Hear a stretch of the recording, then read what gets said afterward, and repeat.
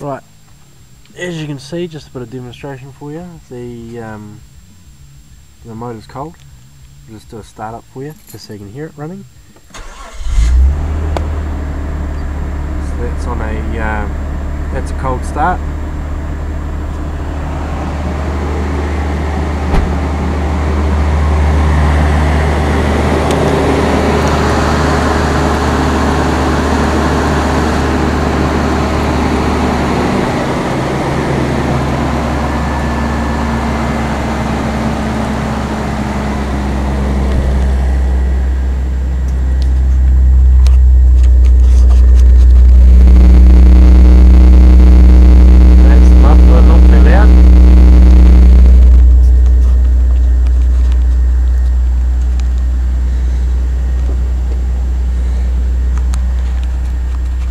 Auto choke hasn't quite turned off yet, so that's the oil pressure there at idle.